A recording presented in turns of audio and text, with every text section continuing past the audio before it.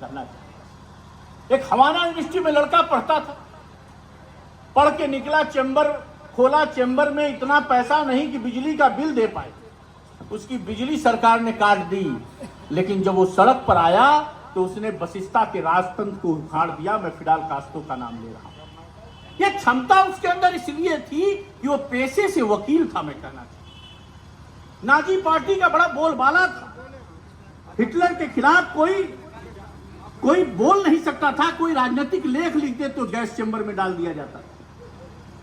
Hence litre नाम के वकील ने हिटलर को तलब किया और 3 घंटे क्रॉस एग्जामिनेशन किया। यह बूता या क्षमता उसके अंदर इसलिए आई कि वो पेशे से वकील था। मैं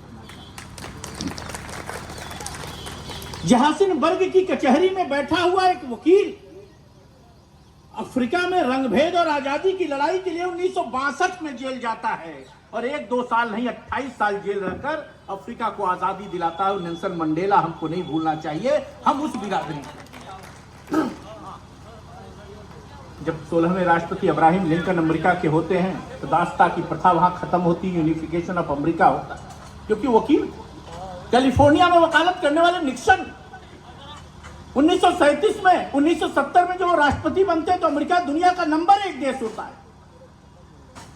और अभी रणजीत सिंह साहब के चैम्बर में मैं बैठा हुआ था, मुझे बड़ा अच्छा लगा, उन्होंने जिक्र किया राय साहब भी कि बिल क्लिंटन के ऊपर जब मोनिका लेविंस्की का केस चला तो उसने कहा यह सवाल नहीं है कि राष्ट्रपति के ऊपर यह आरोप लगा है या सिद्ध हो, हमें सिर्फ एक चिंता है कि बार एट लॉ में जो हम काम करते हैं वकील के रूप में है वह मर्यादा नहीं गिरनी चाहिए। यह बिल क्लिंटन ने कहा, क्योंकि वो वकील थे 42वें राष्ट्रपति बिल क्लिंटन। और पहले श्वेत राष्ट्रपति की जब बात आई अमेरिका में कौन बन सकता है तो भी वकील बराक ओबामा ही बने, मैं आपको बताना चाहता हूं।